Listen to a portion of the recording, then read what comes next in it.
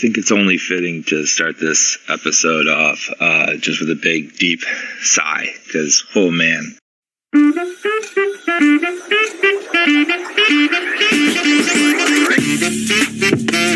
Oh, you are teeing this up so good.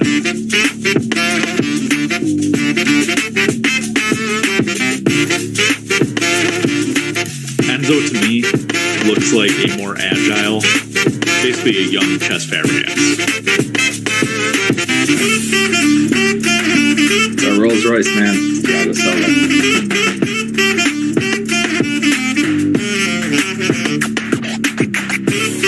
Messi is the Jorginho of international football. That was a dumb take.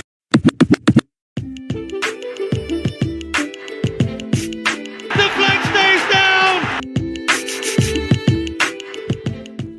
Welcome to another episode of Flag Stays Down podcast. The whole fam is back tonight. Oh, it's great. Matthew, welcome back. And of course, we got myself and Parker. But Matt, we'll start with you. How you doing?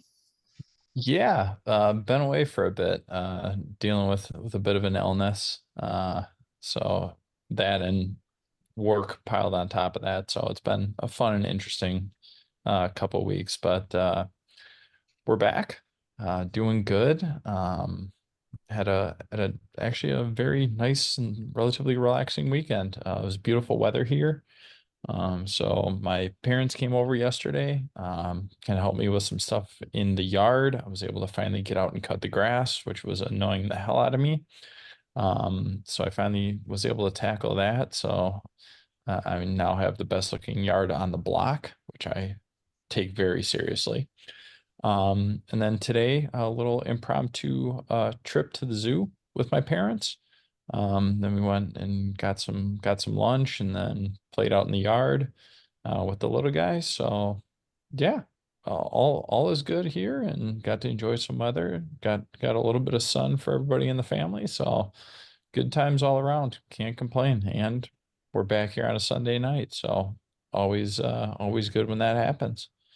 Parks, how are you, brother? First of all, Matt, Rule 76, no excuses, play like a champion.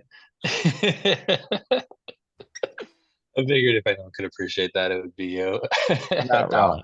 You're not wrong. We missed you, man. No, it's good to have you back. It's good to, and it feels good to be back as a club a little bit, where we're starting to, look like a team that knows how to do some things. So it's a good time to come back. Yeah, it's solid. No, a couple things going on in my life. I'm going to be traveling a bunch next couple of weeks, but we're doing what my wife's going to be on vacation for the next week, but I am doing a working vacation. We traveled to Santa Fe, New Mexico today, and so got set up in the Airbnb, and then wife will go out and explore and hike and shop and do whatever and see a new place, and I'll work during the day because it's still a relatively busy time of the year for me, and then go out and explore new restaurants at night, new brew pubs. I'm drinking Santa Fe's own bootlegger blonde ale right now, so I like to drink some local craft when I can, and yeah. And then the other fun thing that's going on in my life is I signed up for Torture, which will happen in September by way of marathon. And I can see your face, Matt. Yeah, that was my face as well. So the Boulder Marathon's coming up in September. So training started last week. So first time I've run 4 times in a week in a long time. Shaking the cobwebs off a little bit, getting back into a rhythm, into somewhat of a groove. Just needed to make a little bit of a health change and figure something out. So nothing better than to get outside and get running, get up early, kind of prepare you for what life with the kid's going to be like someday. So it'll all be good, but no, it's something to keep me a little busy and keep my mind focused towards a goal. So looking forward to that. Collins, how's your weekend, man? How's everything going? Oh, let me say those marathons are exciting stuff. Man, you're going to be looking back like 9 weeks from now. Like, oh man, I missed those runs from week 1, week 2. Mm-hmm. But no, my weekend was good. Spent it actually working out in Lincoln, Nebraska. So that was about as exciting as you can imagine. But I missed May the 4th, or May the 4th, May the 4th yesterday. So celebrated that with my son this morning, and went and saw episode 1, Phantom Menace, in the theaters, which I remember as a child. Oh man, that was an experience. So I'm glad I got to see it in theaters again with him. And then came home and watched a bunch of Star Wars shows on Disney Plus. So it was a very Star Wars day here in the Collins household. But outside of those vibes, in a galaxy far, far away, we had some vibes. Stamford Bridge, 5-0 over West Ham. Second London derby that we pick up a clean sheet and win in the last couple of days after a win over Spurs on Thursday. So let's just start by getting a little vibe check here. Matt, how you feeling after these results? I mean, the West Ham game was fun. I didn't get a chance to watch the Tottenham game, but it's these games are always have a little bit more importance to them, right? They're derby games. You definitely have a little bit extra. And just seeing the boys be able to handle kind of live up to that moment and that expectation, it was great to see, right? We've seen, and I know I've talked about this pretty much every single pod, we see the bright spots of this team, but it's not every single week. It seems like we're hitting a good stride.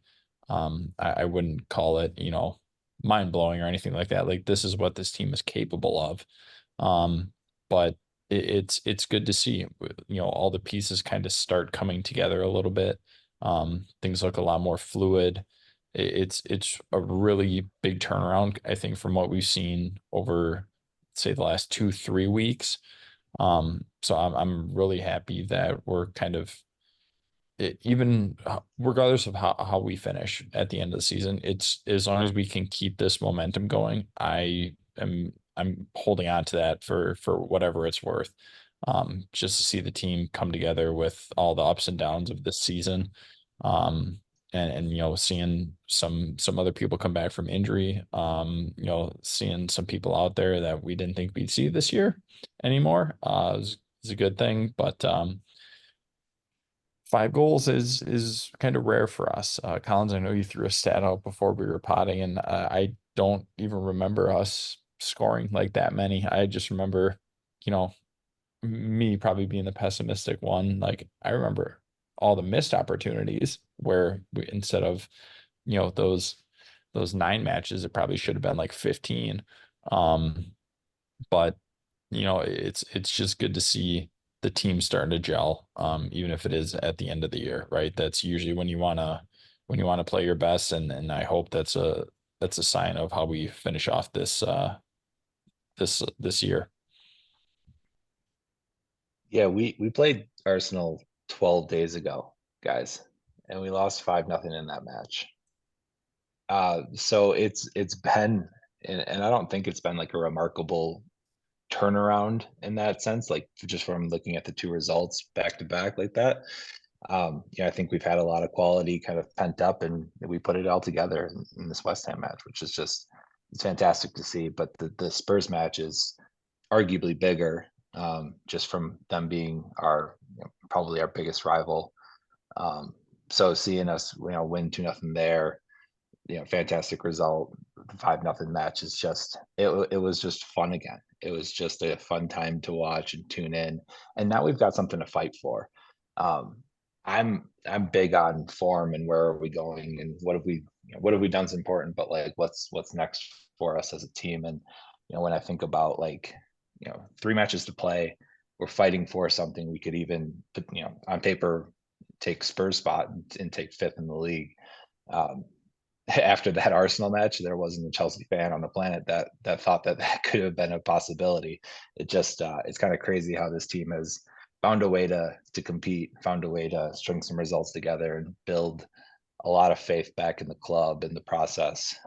It's comical and it's funny when half of Twitter is like, okay, well, maybe this Poch guy can do something after he after he beats a Tottenham team 2-0, and then even more so on Sunday when you beat West Ham. It's like, okay, maybe this guy can do something. I think he's made some tweaks to help get us there. But Collins, I said this to you a few weeks ago. I don't blame the manager as much when they lose, and I don't credit the manager as much when they win. I think the boys did a lot of work to get here as well. So I think the players should be credited when the results kind of come this way, and I think they should be the ones to blame primarily when things don't go the way that they should. But I think you start to see some of the buy-in from some of the players. Like Noni Madueke is a good one. He's been hot, cold. He's been volatile, and he starts to come into his own a little bit, which has been nice to see. And then the Cucurella resurgence, he's gone from great to horrible to great again. Like he's kind of all over the place, or has been all over the place during his Chelsea career. It's great to see him play an important piece again for us. So I'm excited, man. I'm feeling high on this team, and I'm happy with what I saw, and it's fun that we get to close this season out potentially upsetting some folks and doing some things that people didn't think we could do. Yeah, this is this whole week has been the me eating shit parade. Talking about last week, I predicted we get 2 points out of our remaining 5 games. We've taken 6 of 6 so far. Conor Gallagher has lit the world on fire last couple weeks. He's been a guy I've been ripping all year. Poch has made some tactical adjustments and some lineup changes and some good man management, and has looked like an actual manager after I was dead set on him being fired. A couple months ago now. And then, yeah, it's all over the place. Benoit Badiashile has looked great. I said a couple weeks ago I didn't want him to ever feature for the club ever again. So I think what I have learned this week is to just go back to last year when Frank was brought in and just vibe. Just sit there and vibe for about 5 matches, and then ask for him to be fired. But no, it was a good week. I enjoy being proven wrong. I especially enjoy when Hector is blowing up my DMs with all the things I got wrong about Conor Gallagher. So shout out to Hector. No, good, just good stuff all around. In the words of Jamie Vardy, chat shit, get banged. Yeah. Bingo. All right. Well, today, man, where do you guys want to start with today's match? It was pretty much from the get-go. Chelsea running. I was planning on sleeping. I drove overnight from Lincoln back to Milwaukee. So I was kind of planning on just sleeping through the game, but your guys' texts let me know game was on and we're scoring. So yeah, I guess we'll just start with that opening goal. Cole Palmer putting it through. But seems like we've been starting hot lately. Do you guys tend to agree with that? Yeah, we're starting on the attack, which I like to see. It's not the necessarily like slow build up. Like me personally, I think that the consistent playing time for Noni in the last month or so has been a huge benefit. I also think having Mudryk consistently on that left has also helped. Granted, I still don't think we're utilizing him the way that we should. But there's at least more consistency out there on that left side, which we've talked about for pretty much this whole season of what do we do with the left side. I do like the partnership that he has with Cucurella. Cucurella obviously has been playing much better and kind of up to, what we thought was a ridiculous price tag when we signed him. But he's kind of living up to that, and he's being able to take on that more defensive responsibility instead of, somebody like Chobal who kind of bombs up and down, and at times can leave us a little bit exposed there. But I think, Cole Palmer's doing his thing, but it's just, I think, the freedom that a lot of these guys have now. We're getting the ball in the middle and we're moving the ball quick, whether it's just short passes, one touches, or switch of play. I'm seeing a fair amount of that, a lot more. Just working both sides of the pitch. It's nice to see. I think that's what this team is built to do. We're not really a build up type team. The way that I look at it, like, yeah, we can pass the ball side to side and across the back four, but once we start going forward and get out wide, I think that's where we start to become a lot more dangerous. And we have a lot of guys who are not afraid to go one-on-one if they need to. Noni, Palmer, Mudryk, like, they are not afraid to go one-on-one. And other teams have to respect that. And that opens up a lot in the middle. I think that's kind of why we've seen, Connor be the beneficiary of that to a degree, right? He's getting some chances. He's kind of being up a little bit more, not so much defensive. So I like to see that. I really like the way that our attack is coming out strong in the first half. And it showed today. Once we capitalize on our chances, we can operate as a machine going forward, and it's great to see.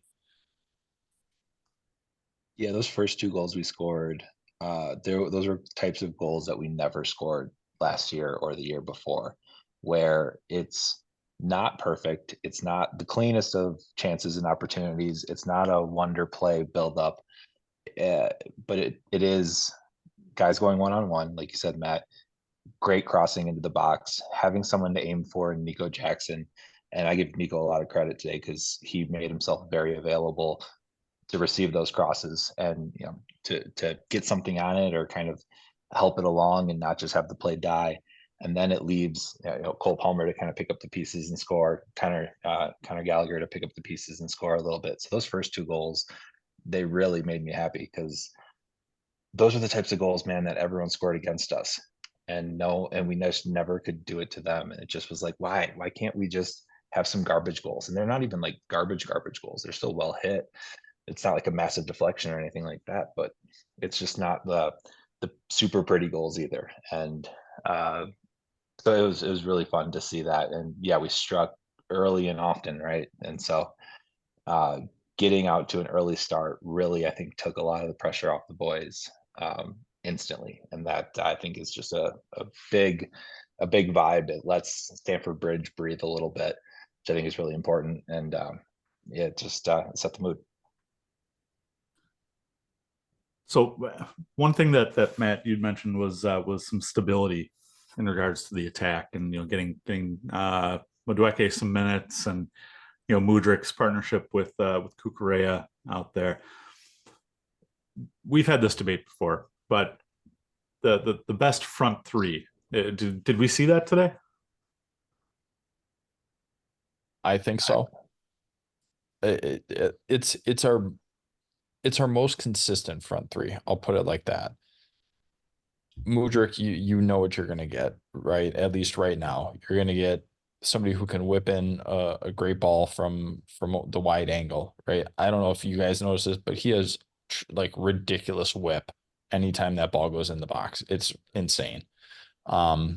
Noni, he's grown in confidence, and you can see that, and he wants to take on everybody and their mother at all times. He just wants the ball. He wants to be able to do something. He wants to score.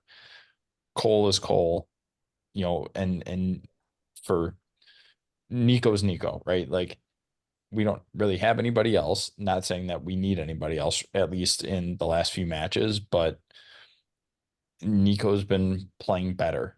I attribute that to the haircut that he got. Even though he looks like he's 40, I do think that with that new look, he may look 40, but it looks like he's also kind of matured a little bit, just in kind of his body language today.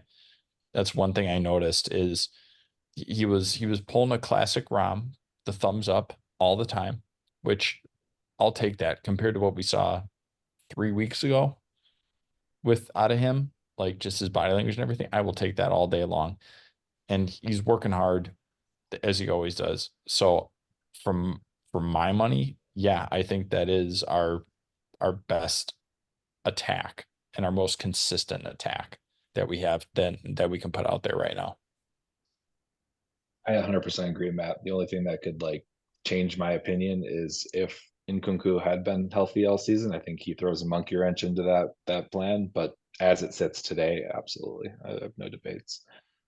Speaking of Nico's haircut, though, he actually reminds me of Didier Drogba with just how he looks out there, just in the face. And then I saw a stat today about Drogba, but it was more about Cole Palmer. But home goals, the record for Stamford Bridge, home goals in a season is 16 by Drogba, tied by Lampard, and now equalized by Cole Palmer. So he is putting up some like rare air stats here where he's going to be compared to legends. He's got 30 goal contributions this year. I think he's only like the third player ever in Premier League history at the age of 21 or under to do that. Boys playing out. So I mean, he's can't drop.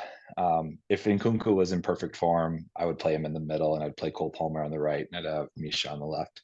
That's how I'd line him up. But so Noni's the sacrificial lamb, but that's nothing against Noni today because he's been good. He's been hungry. He looked like he wanted to score. Collins, you called it out in the group chat that Noni looks hungry.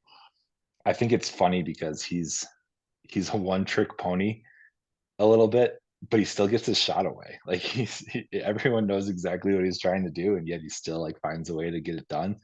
And that kind of proves like how good that is, how good that one trick is. So it's he still has a long way to go too. He's got a lot of growth in him. So I know we haven't seen the best out of Noni Madueke either, which is kind of fun to see. Yeah, and in regards to a best front three, certainly Nkunku changes the front three. I think he could play on that left. He could play central. He could play in the 10. He can play in a lot of different spots. But in terms of the healthy, full strength, this is it. And I do just want to point out that we had been almost begging Poch to bench Raheem Sterling, give Mudryk minutes, give him consistent minutes. Raheem Sterling has not started a league match. Because I was thinking about this today, I'm like, man, I feel like I haven't seen him in a long time. He has not started a league match since March 11th. And he's only started 3 league matches since the beginning of February. Changes are being made. We're going with the hot hand, playing the hot hand, and we talk about Noni getting the goal there, Parker, and Mudryk was just as important to that. On that corner, launching one to the back post, picking out Thiago Silva, who heads it back across the face of goal. Man, it was like the running joke for us last year of corner kicks. God, why can we not get it past the first man? First man could be 10 yards from the corner pin, and we'd hit him every time. It's nice to see Mudryk putting balls all the way to the far post, and I think it's the man bun. It's got to be it. I thought it was Mason Mount, but that's just me. Well played. All right. Well, there have been a couple other changes in regards to the squad and the lineup. Cucurella comes to mind. Matt, I know he's your favorite player, but a couple matches now playing that inverted wingback position, almost playing as a defensive mid. He looked really good today. Can you give him that? Oh yeah, no, absolutely. So what I've seen out of him recently is he's not great going forward. in comparison to Ben Chilwell. I think Chilwell is the much bigger threat going forward. I don't think that's really a surprise to anybody. I think if you give Cucurella the task of just make it to the midfield, don't try to do anything extra, that's where I think you get the best out of him. And I think we saw that today. Him bombing up and down, I don't think that fits his style of play. He is kind of that no nonsense left back kind of player. He can get forward if he needs to, but I don't think that's his strong point. His defensive ability, his ability to close people down in that midfield, I saw that a lot. And that's huge. And I thought he had an absolutely great game. And it's not the first time, right? We've talked about this. He's kind of had that up and down type season too.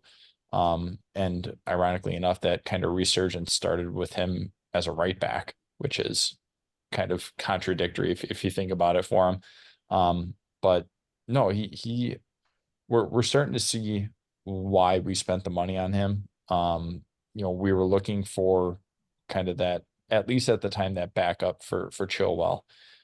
Now I think the question is, okay, who's your number one? I think you have a valid argument now for, is it Cucurella or Chilwell? The biggest gripe against Chilwell is his injuries, right? He's never healthy. But when he is, he's very good. I remember the City match where he absolutely locked down Phil Foden. Like, we didn't hear his name at all.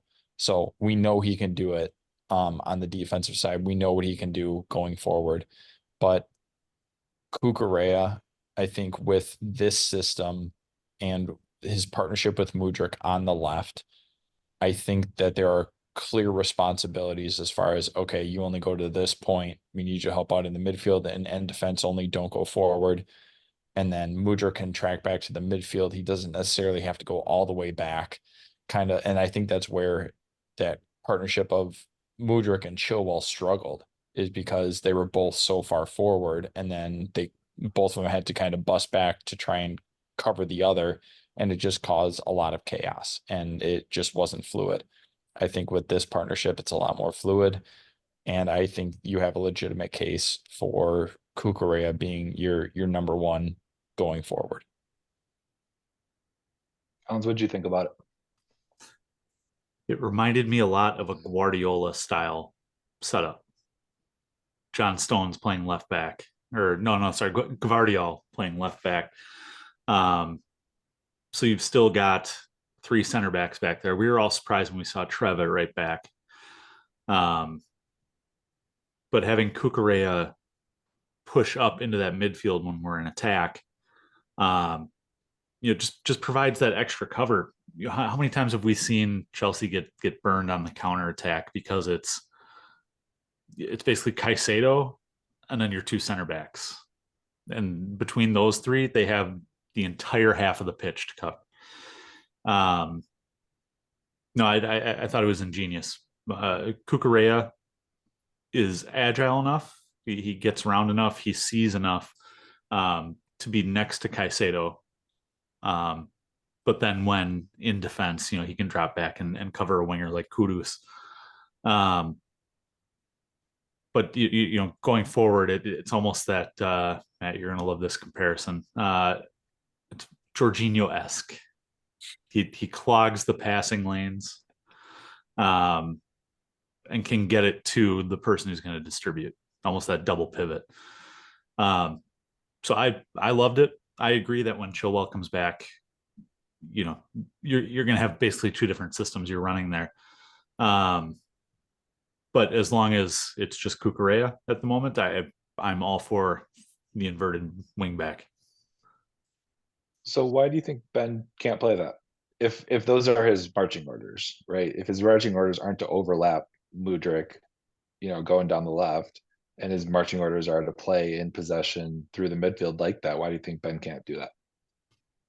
I think it's a playing style issue. Cucurella, from what I remember of him at Brighton, and even last year, he's not a guy that bombs forward, or is not comfortable bombing forward. He can, but he's not comfortable with it. He's not good at it.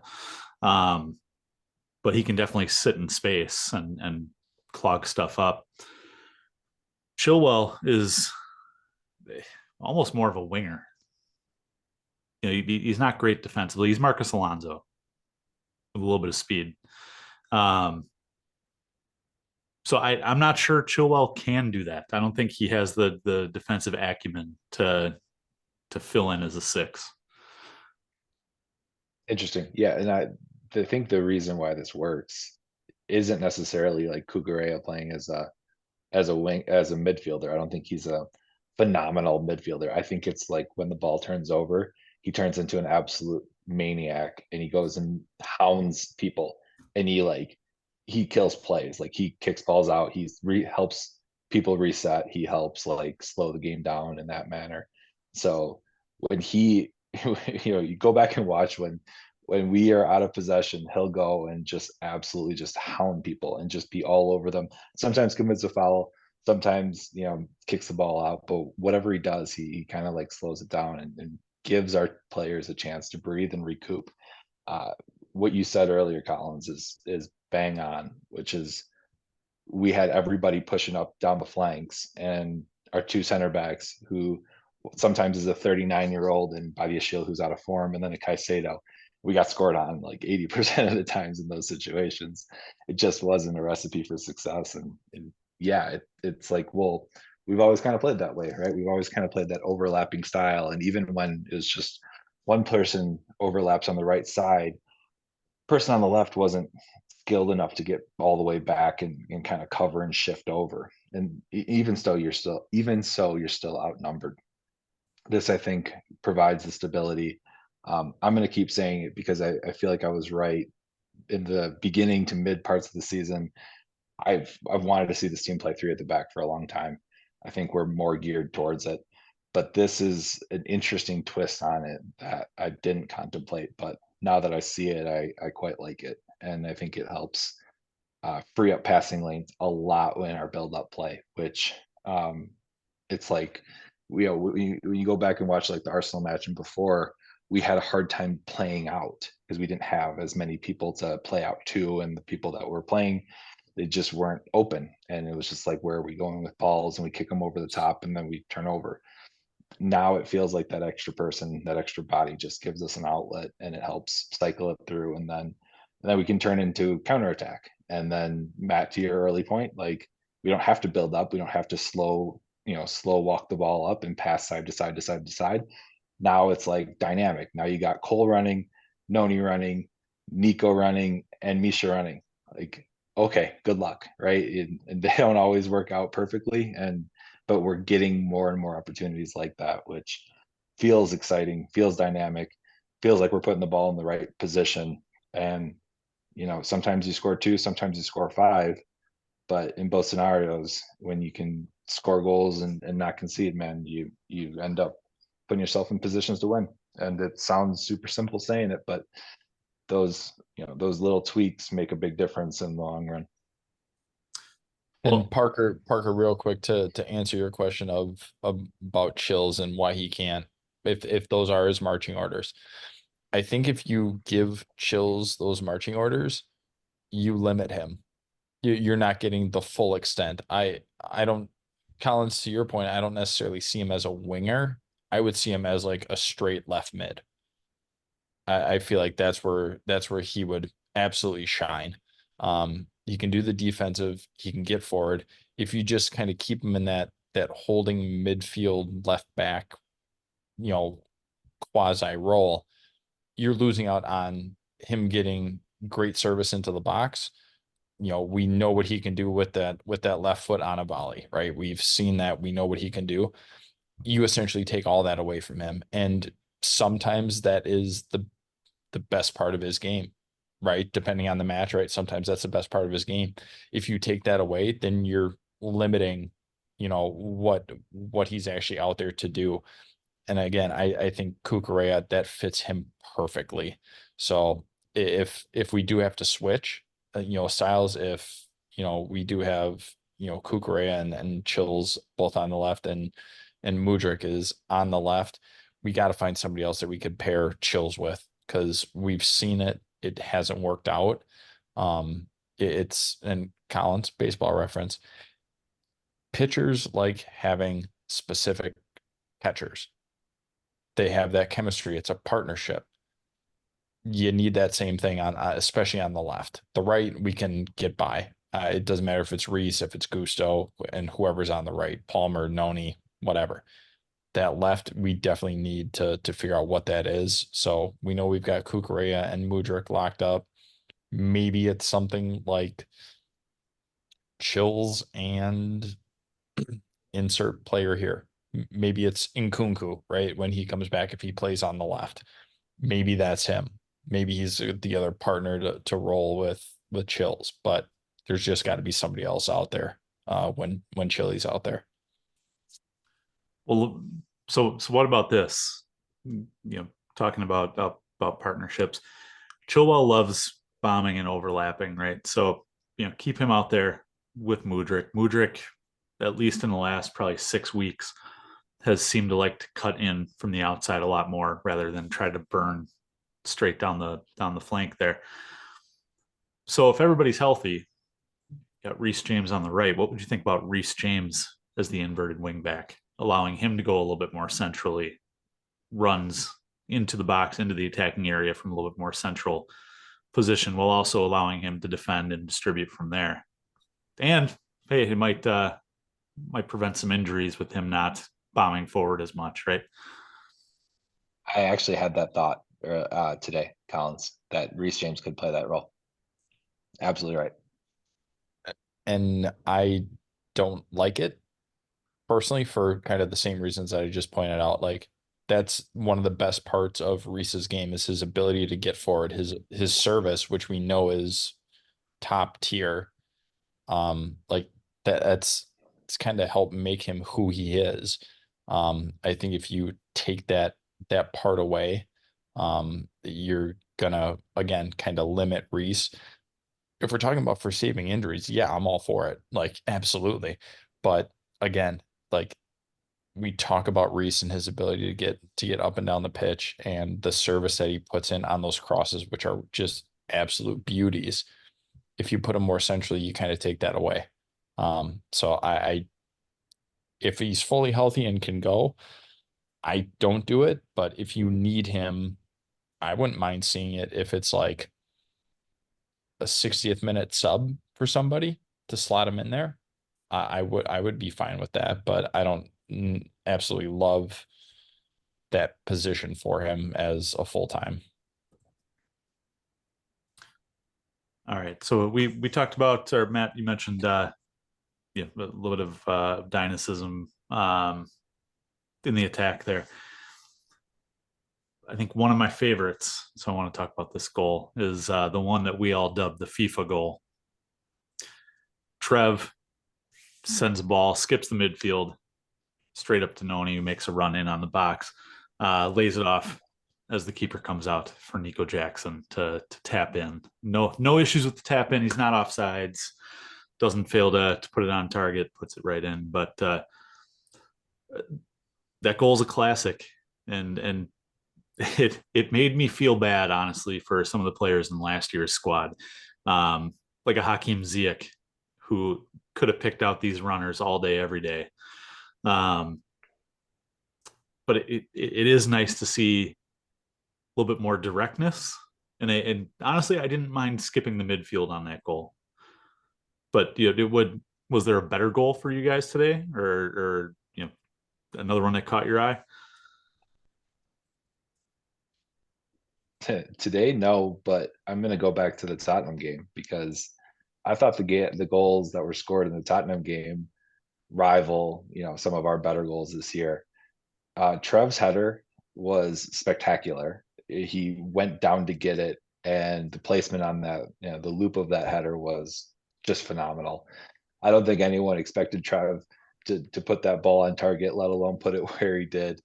And he scores a big early goal against Tottenham. I mean, like, you can't really downplay how important that goal is to help sink the match to where it was.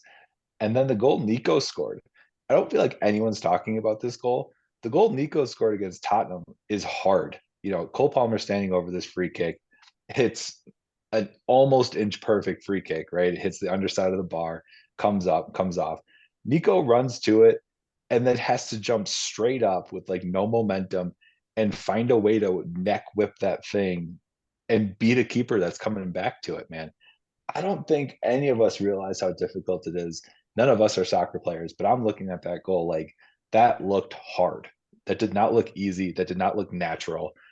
I'm very surprised he was able to get enough behind it to score it. And so, the goals that we scored today were great, and I thought they were, amazing, and I loved it. But like the two goals against Tottenham, I really did want to at least mention on this pod today because they kind of left my jaw a little bit on the floor because I didn't expect either of them to happen. I didn't expect either of them to go in when they happened. And when was the last time we had two-headed goals? Like, we don't score a lot with our head. We're not the most gifted in that sense. And so again, I mentioned this earlier. It's like we're scoring goals in ways that we haven't historically. We're scoring more on corners. We're scoring more garbage, kind of bang bang pinball kinds of goals. We're scoring from headers. We're scoring from a couple different ways, which is fun to see. It's unique to see, and it kind of just shows, the state that this team is in. And I think Nico deserves a lot of credit for what he did there. For me, and Collins, you'll love this and you'll probably just beat the shit out of me for it. That half volley from Connor, he caught that very sweetly. Which I love a volley goal or any sort of half volley. I thought he caught that pretty sweetly. But for me, it was the goal that Noni scored. If you look at all the pieces that went into it, right? Mudrik's corner to the old man himself, Thiago Silva, who plays it perfectly as he should back across. Like, that is a well-worked team goal off a corner. To me, that's the one I love the most. It actually looked natural. Like, yes, that was the plan. Go back post, Silva coming through, playing it back across goal. Noni there, a low header, but he got down there, placed it perfectly. I loved it. Yeah, there were great ones, this week. The one I'd mentioned, and Parker, certainly the Tottenham ones, just man, out of sight, out of mind with that match. But the variety, and we saw variety today for sure, as you guys have mentioned. When was it that we brought in that set piece coach? I know Poch didn't want one for the longest time, and I feel it last couple months we signed a set piece coach, didn't we? I honestly can't remember, but I'm gonna look it up. But I feel like in the last probably 6 weeks, all of a sudden we're scoring on corners, we're scoring on set pieces, where the last 2.5 years we have not. And just looking at the height of this team on average, we're like the second shortest team in the league. And last year I believe we were like the third or fourth tallest, something like that. So it makes no sense, but just another instance of good coaching goes a long way. So I want to give credit where credit's due there. It looks like Bernardo Cueva is Chelsea's new set piece coach, and this was published March 25th, so not that long ago. I have no idea if this is correct or not. It's the first thing that came up when I typed in Chelsea set piece coach, so I'm reporting on stuff I don't know if is 100% accurate or not, but we're an official pod. We can do that. One quick thing that I'd just like to call out, and I don't know if you guys have talked about this, but can we just real quick touch on the play of Trev since he's kind of come back? He's looked good. He's looked good. He's looked consistent. He had the goal. He almost had another one today. Like, we all kind of bashed him this year, like, send him, whatever. He's kind of come back and looked pretty good. At least from the matches that I've been able to see from him. So kudos to him. I really think that he's kind of stepped up in a big way for us, especially with kind of the shambles that our defense has been in lately. I think he's definitely put in a lot of good performances. So I want to at least give a little shout out to him. Yeah, he's looked good. Gallagher's looked good. The academy boys have looked good. And different people are going to be happy about that for different reasons. Obviously, we all want Chelsea to succeed, but there's also people who want that sale value increased on both of those guys. So, but hey, in the short term, all good putting in those kind of performances. Sure as hell beats the, I can't believe this guy features for us kind of performances. Like, I'll take these all day. And Collins, you mentioned it earlier, but Badiashile Shield has proven me wrong in a big way, because I was in the same boat where I was like, how is this guy featuring for us? He doesn't do anything for us. And the past 3-4 matches he's played in, he's come to life again and made more positive plays than negative ones. And then like the negative ones, they're not goal conceding negative plays, where I've watched matches where the mistakes that he's made has directly led to goals. So yeah, I love seeing those guys step up, and I completely wrote Trev off as well, as someone I didn't expect to see feature for us this year, and expect to kind of come back and earn his spot back. I know through injuries and everything else, but earn his spot back and kind of raise his level and raise his game up again. So props to him. Good shot, Matt. I do remember pretty vividly in the fall texting you guys as I was walking through downtown Madison, saying, look at our list of center backs on this squad. And this is before Alfie joined that core. But where do you find playing time for all these guys? Now, thank God, not really. There's been injuries. So it's been kind of just whoever's available on any given day. But that stable of center backs that we have, and you got to throw Wes Fofana in there when he eventually comes back healthy. There's no drop off. Regardless of who you throw out there, I think you're going to get solid performances. Barring any kind of injuries, right? So one thing that I'll mention that I was thinking about a little bit today, but we haven't seen Enzo feature. He obviously had the hernia surgery. We haven't seen Fofana feature. Obviously, he's been hurt for a lot of the season. One of the things about bringing in so many big ticket signings is that not all of them are going to work out. I don't look at it as a failure in the sense of like they failed, but it's just necessarily, it might be it doesn't work out for us kind of a thing. And I'm not saying that we're going to go sell Enzo and we're not going to go sell Fofana. I'm not implying that that's what we should do or whatever, but we've seen now an Enzo-less team perform pretty well, pretty consistently. And I'm not saying he's the issue, but we just might be a better team without him.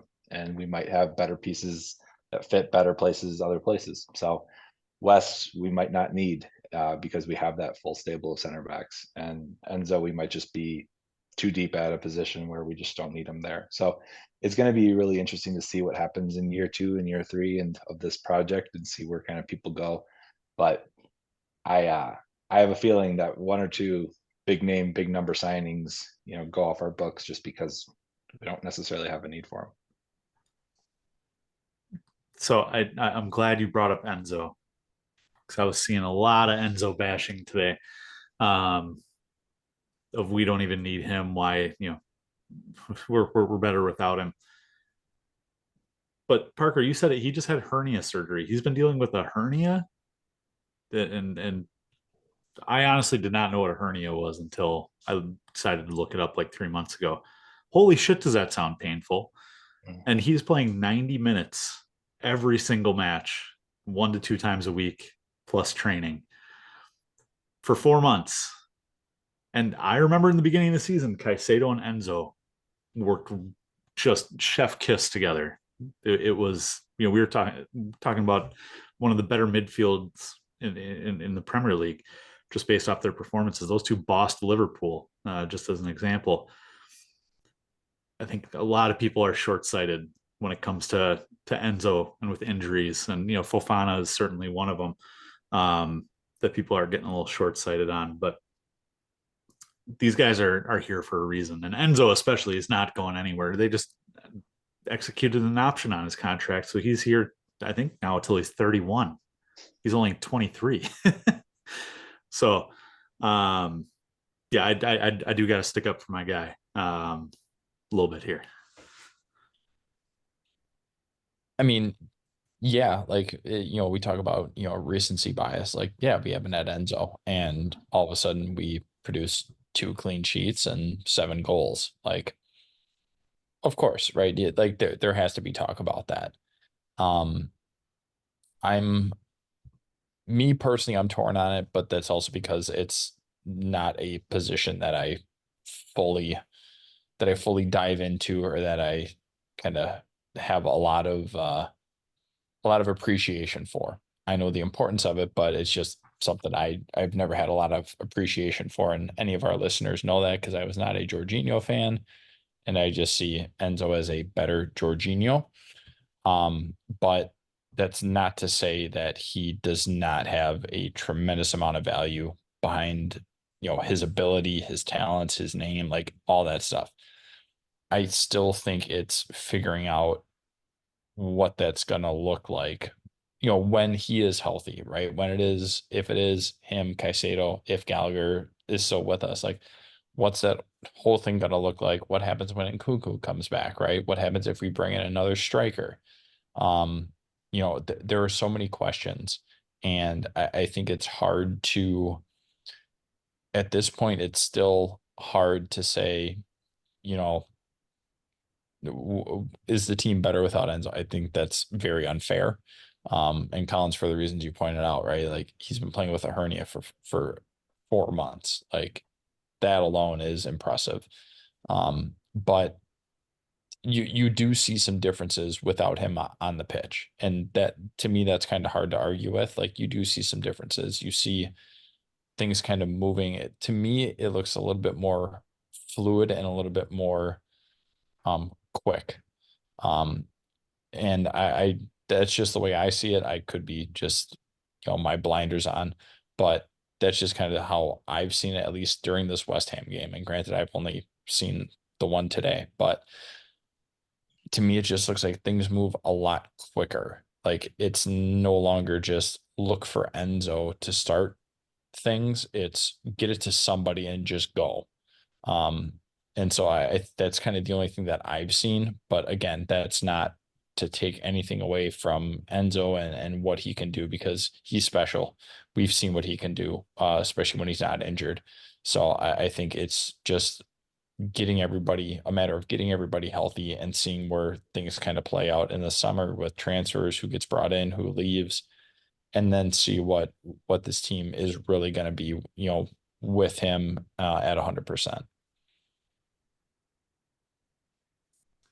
All right. Well, last quick topic for you guys today, and that was on David Ornstein's comments with NBC Sports.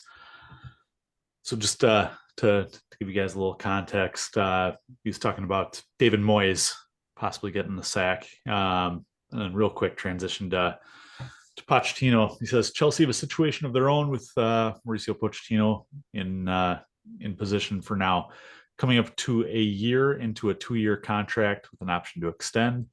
The situation will be reviewed in the summer. Chelsea are demanding that they qualify for Europe, for the Europa League, not the Europa Conference League. So point number 1 there to discuss. But number 2, he also gave a list of Ruben Amorim, Hansi Flick, Jose Mourinho, Antonio Conte, who have all been linked with the job. But he has been told that none of those 4 would be interested. So, number 1, Europa League is at a realistic goal with 3 matches to go. And point number 2, why does no one love us? Why hasn't anyone ever loved us? Media and other coaches? Nah.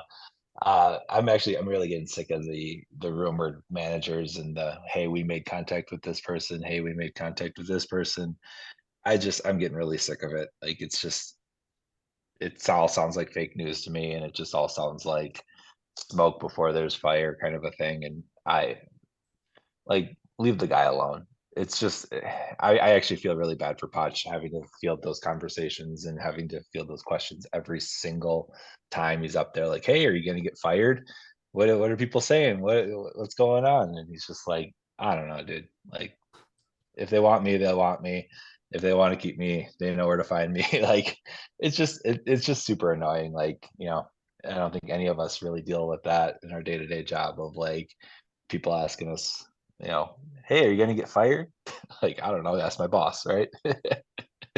um, so I dislike all of that stuff. I think it's a fair comment to say we're going to evaluate in the summer and see what we want to do, see what our options are, and just kind of take it outside of the media limelight of the week to week or every 5 days kind of a spotlight around the press conversations. I kind of wish Chelsea would just release a statement about that, to be completely honest. Like, stop asking my manager if he's going to have a job. He has a job through the end of the year. We'll evaluate. We'll go from there, right? But to answer your other question, absolutely, it's achievable. They're in 7th, and they're not too far away, right? And so I think, we said it earlier, they could potentially, on paper, take 5th if they win out and Tottenham doesn't clear 3 points. We take Tottenham's spot. So I think 6th is achievable, 7th is achievable, 5th is a possibility, and we have a shot for this. So I think they were probably thinking it the whole time, right? They were probably thinking we want to be in Europe this whole time, but now kind of vocalizing it. But to say in 3 games left, right, it's a little bit of, seems like a little bit of tongue in cheek. Like, now this is your goal, go get it, right? With 3 games left. That said, the 3 games we have left are all winnable, right? They are all very, very winnable matches. We've got Forest, we've got Bournemouth, and we've got Brighton. Like, I think that, on paper, those are all teams that any other year, any other day of the week, we all think that those are games that Chelsea should win. So I think the ball's in our court, even though it's not technically in our court. I think the ball's in our court to secure that spot. So I just wonder if that secures his future or not, right? Like, I think that's the $1 million magic 8-ball question, right? Yeah, and I honestly, to me, Europa League and Conference League doesn't matter. I would be intrigued by the Conference League, and then if we go to win that, we would truly be the first club to have won it all. Now, Europa League, I think, provides a little bit better competition, but it is what it is. If I'm the owner, I don't see the difference between the two. But man, I'm looking at who's around us, right? You got Newcastle and you got Man U. Man U's got a game in hand on us. And Newcastle, we're back by 2 points on. So, 6th place, I think, is achievable, especially because Newcastle and United face each other next weekend, or sorry, the 15th. So about 10 days from now. Those 2 draw and we win in that match week, then we're clear of United and leapfrogging Newcastle. So, yeah, I guess in terms of the owner's expectations, what's the difference between 6th and 7th, honestly, besides probably a couple $1 million.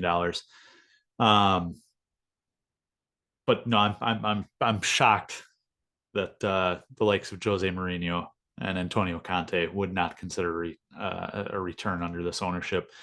I was surprised. Another guy we've been linked with, Thomas Tuchel, was not featured on that list. That was just pointed out to me a little bit earlier ago. But Matt, what do you think? I think we get in. I'm not going to say how, because there are a number of possibilities. One of which is becoming a Man City fan for a day. So I would prefer not to talk about that one. But why does nobody love us? There's so much going on at this club right now. I think the first thing you have to think about is there's no guaranteed European football for next year. There's nothing guaranteed. If there is, then we have to look at FFP, right? We have to look to see if we get hit with that, at which point, what's the point of European football? The other thing, and I came across this, I don't know where I saw the article, so I don't know how credible it is, but I did see something that said that Mourinho does not want to be part of a project. He wants to go back to the way things were with Chelsea, where they buy like legitimate, solidified people and not kids. Like kids is not the thing for Jose Mourinho. He needs veterans that he can rely on. This team is not for him. Like, could they learn a lot under him? Yes. Does Mourinho have the patience to coddle these kids? Not really. He's known for, his 3-year plan of come in, do better, win the league, and then implode. Right? That's his methodology, or at least that's been the consistent trend for him. I don't think it works with a very young team like we have. Antonio Conte, I think he's kind of along the same lines. Like, we know he's a hard ass, and I think he would probably lose the locker room in a heartbeat just because of the age of our team. And they're all kids. They're making good amounts of money. They probably don't like being told what to do, like just like, Gen Z, right? So I don't know enough about Hansi Flick to be able to speak to him. But like when you're under this microscope that Chelsea is, with everything that's gone on in the last year and a half, like it's not an appealing job. Like, yes, you have world-class talent that people I'm sure would love to work with, but the job itself is probably not appealing. And Collins, you'll appreciate this. Like, we have a carousel of managers. That's how we operate. Who wants to be put under that microscope seemingly every month, right? If results don't go their way, that is a tough ask of anybody. You need definitely the right manager to do that. I think right now we do have the right manager for this part of the project, right? We know this is a long project. That's why we locked in people to 7-8 year deals. I think he's the right manager for this part of the project. Do I think he's the right manager for year 5? Maybe not. I really don't think so. I don't think Poch will last for maybe even another year, right? But I think at this point of growing these young kids, seeing progress out of them, I think he is the right man. And I think he very well could be next year as well. Maybe after next year, then you start to maybe reevaluate some stuff and figure out, okay, we've got a full team. They've got now 2 full years of Premier League experience, if not more. Now, do we need somebody more solidified who can take this team maybe to the next level? Then you might start looking at, a Mourinho or a Conte who might find the job more appealing. But I think for right now, the team is just too young and too raw to bring in a manager of, I guess, their quality to be able to say, hey, here's the job, win the league with these kids. That's the expectation. And you're going to be under a microscope every single match. That's a lot of pressure on anybody. All right. Well, last but not least, here's our man of the match poll. A very tightly contested man of the match poll. So this is for today. West Ham's match. You've got Cole Palmer, Nico Jackson, Mark Cucurella, or Noni Madueke. Parker, start with you. Who are you going for man of the match? Mr. 2 goals. Give it to Jackson. I'll go Cucurella. I'll show him some love. Oh man, using that in the next intro. Just like a Matt on record there. I also went Cucurella. I thought he was fantastic all across the pitch today. And I loved in the 70th minute where he's at the top of the box and all the fans are yelling, shoot, at him. Oh, you're having a good day when. But no, Matt, that was our last place finisher with 18% of the vote. Winner, Parker, was your guy, Nico Jackson, with 32%. Noni coming in second and Palmer in third. So make sure to check out those polls after every match, or most matches, by checking us out on X at FlagDownPod. Matt, since you're back, what's your closing thought? We're almost at the finish line. All right. Make sure to check out, like I said, us on social media at FlagDownPod. Make sure to subscribe, rate, and review wherever you get your podcasts.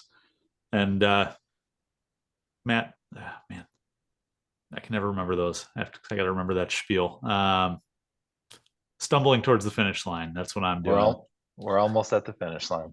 There we go. All right. Well, cheers, boys. Cheers. Later, guys.